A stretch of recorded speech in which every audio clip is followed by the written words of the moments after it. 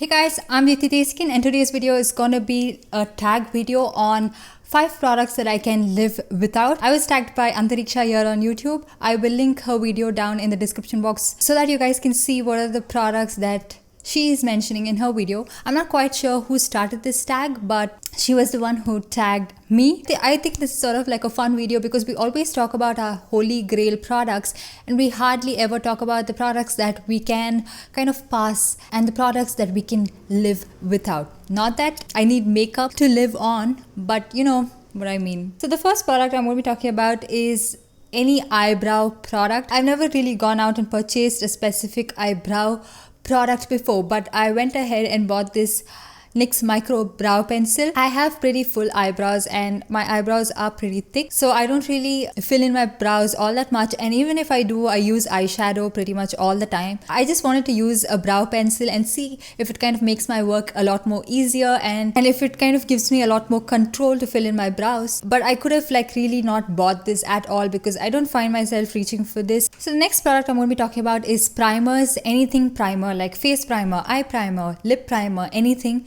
I don't really use a primer at all. So for the face, I use moisturizer, and for the eyes, I use a concealer to conceal my veins, and I think it kind of does the job. I've never really bought a face primer or an eye primer, but I don't know what got into me that I went and bought a lip primer of all, because I thought that every time I have like dry chapped lips or a problem with the lipstick fading away too quickly, I thought a lip primer would help me, but I've just used this pretty much like 1 or 2 times and I don't find a difference in using a lip primer, so I don't really understand the point of primers. Probably face primers are a lot more helpful because there are different kind of primers like hydrating, pore filling, smoothing primer. So if you have really problematic skin and you have certain issues to focus on, I think face primer is a lot more helpful, but lip primers, I don't understand the point. So the next product is blushes. I have just very few blushes in my collection and I hardly ever reach for it. Even if I do, I just have 2 blushes which I always reach for, and I know it's safe to use it. It's not going to be like a punch of pigment on my face. So one is the MAC blush in Desert Rose and the other one is the Maybelline Color Show blush in Fresh Coral. So these are the 2 blushes that I always use. So blushes are something that I hardly reach for, and especially if it's like this with a lot of shimmer, then I stay away from it like completely. So the next face product that I pretty much don't need at all and I can just stay away from it and I can stay clear of it is anything like BB cream and CC creams. I don't really understand the point of it. If it is something that is going to give such light coverage, I don't know what the point is. I would rather just use moisturizer because it looks like I have nothing on the skin. Or if I want that dewy effect and all that, I can use an SPF, a moisturizer and a little bit of concealer, which can actually give a little bit coverage and do something to my skin. Or instead of going through all this, I can just use a foundation. So what is the use of a BB cream or a CC cream which hardly provides any coverage, and I can never find the right color match with the BB cream, because like this one, which is the Garnier BB cream, comes in just 1 shade, so I don't understand the point of it. So the next product is a contouring product, like something that can chisel out my cheekbones and something that has a little bit of a gray or ashy undertone to it. I never reach for it.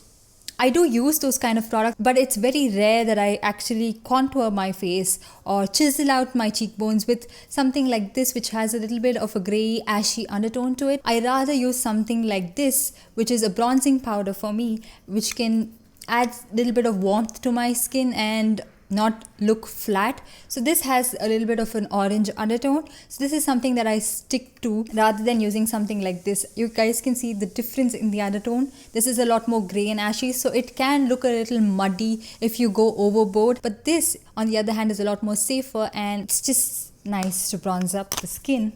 So contouring products, I don't need it all that much. So I know it's technically supposed to be 5 products, but I do have one more product in the face category, which is a setting powder. Now believe it or not, you guys, this is the only like compact that I have. It's because I hardly ever set my face, be it with like a compact or a pressed powder or be it with a loose powder. I hardly set my face. It's because I have normal skin, and during the winter it does get a little bit dry, so I don't find the point of setting my face. I just only set my under eye concealer. For that I have a contouring palette which has different shades in it, but setting anything with this kind of a powder is a very rare occasion for me. Only if my foundation is very dewy and I look like a greasy hot dog, I like to use something like this. But given that I have a lot of mattifying and full coverage foundations, I just don't like to use this because it makes my face look cakey and I just don't like it.